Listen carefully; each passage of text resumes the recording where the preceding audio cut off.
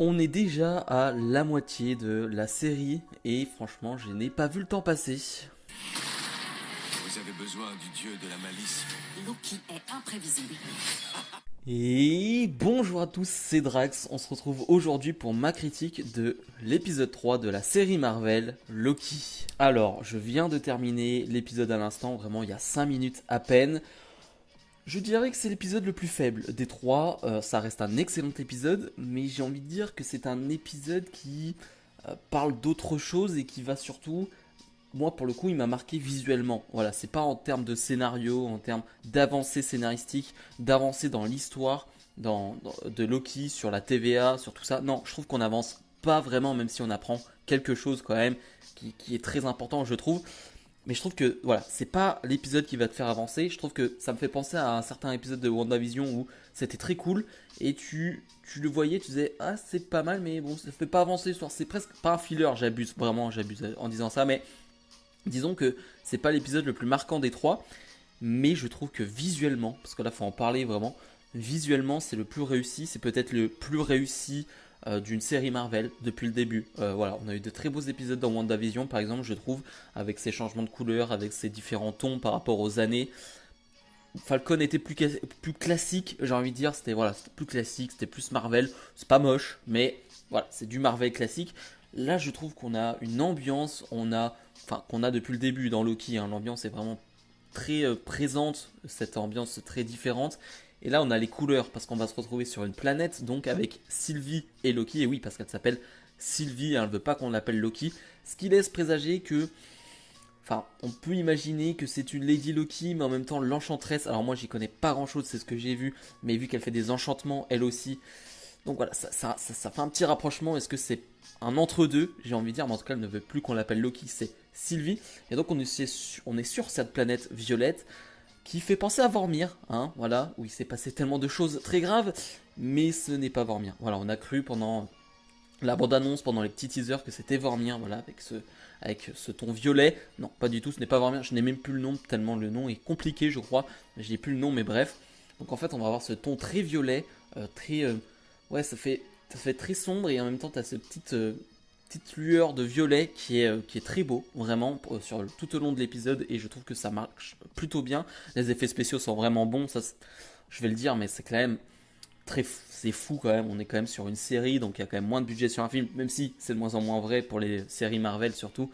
Il y a énormément de budget, mais voilà, j'ai pas l'impression de voir une différence avec un film visuellement. Vraiment, je me dis pas, je suis devant une série et ça se voit. Non, pas du tout. Les effets spéciaux sont très présents. Là, voilà, vous avez vu depuis le début, je vous parle beaucoup de visuel parce que on va rentrer dans le vif du sujet. Donc on a Sylvie et Loki qui vont avoir un petit voyage en fait. C'est vraiment un petit voyage de Sylvie et Loki. Comme je le disais, ça fait pas avancer le scénario, mais ça fait avancer les caractères de l'un et de l'autre. Voilà, on comprend mieux Loki. Bon, ça, on commence sur le 3 épisode, voilà, à comprendre comment il agit, ce qu'il fait. Par contre, Sylvie, après cette fin d'épisode, on n'en sait pas trop sur elle. Voilà, on n'en sait toujours pas plus. D'ailleurs, Loki va le dire à un moment donné. J'ai beaucoup parlé, mais toi, tu m'as pas dit grand chose. Ce qui est vrai, elle n'a pas dit grand chose. Elle va juste dire une chose, mais on y reviendra. Mais voilà, en tout cas, c'était vraiment un épisode sur un duo. Hein. On avait le duo Mobius-Loki depuis le début de la série. Là, on est sur le duo Sylvie-Loki qui fonctionne très bien. Voilà, au tout début, tu sens qu'il n'y a aucune confiance entre les deux, vraiment aucune.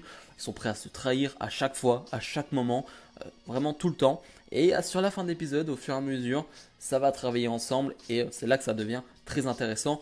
On voit les pouvoirs de Sylvie pendant l'épisode qui sont très très forts. Voilà, vraiment, c'est très cheaté, j'ai envie de dire, comme pouvoir de pouvoir envoûter n'importe qui. Et on a Loki qui, là aussi, va pouvoir utiliser de sa magie parce qu'on n'est plus dans le TVA. Et c'est toujours cool de voir Loki user de sa magie.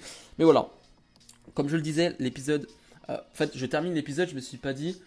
Ah, c'est. Ah, enfin, comment dire. Oh, gros climax, grosse révélation. Non, je me suis pas dit ça.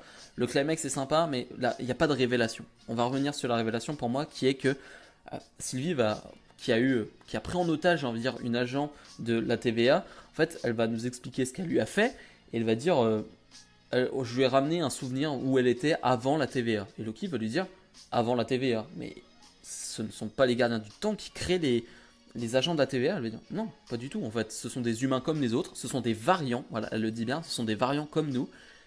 Mais juste, ils sont. À un moment donné de leur vie, on les prend, on les met dans le TVA. Et eux ne sont pas au courant que ce sont des anciens humains, en tout cas, qui n'ont pas été que des agents de la TVA. Et ça, c'est important parce que ça montre encore une fois qu'on cache des choses à la TVA ou que la TVA nous cache des choses.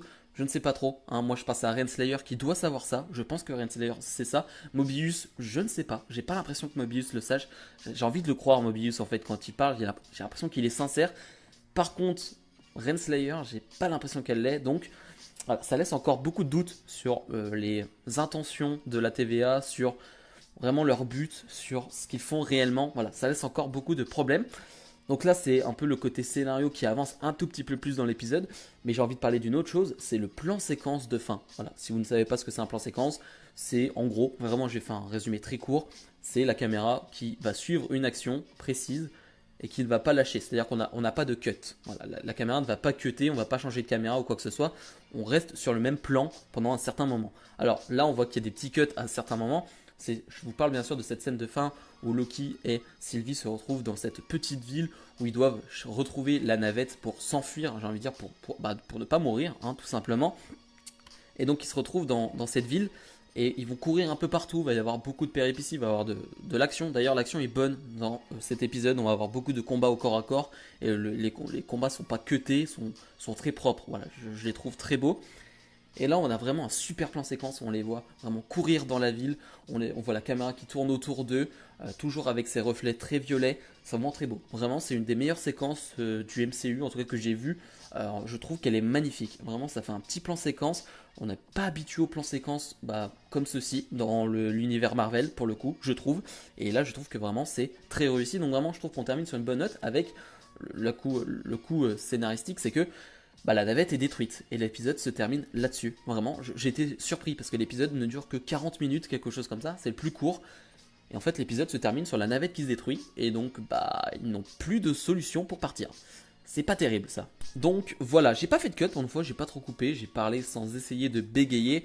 Je sais pas si c'est réussi, mais en tout cas, bref, j'ai vraiment apprécié l'épisode, vraiment je l'ai apprécié, mais comme je le disais, dans le scénario, c'est pas l'épisode qui te fait le plus avancer, très clairement, mais je trouve comme, encore une fois, le plan séquence de fin, c'est quand même une très belle réussite, c'est quand même très très beau, c'est très très stylé, c'est très bien réussi, donc ça c'est quand même un gros point fort de l'épisode. Bref, dites-moi en commentaire ce que vous avez pensé de cet épisode, vos théories, comme d'habitude, comme ça m'aide, hein, moi aussi, parce que voilà, je m'y connais pas forcément sur tout et sur tout, et donc voilà, d'avoir vos théories, d'avoir vos explications sur certaines choses. Et voilà, n'hésitez pas à vous abonner. Nous on se retrouve dès la semaine prochaine pour le prochain épisode. Salut, salut!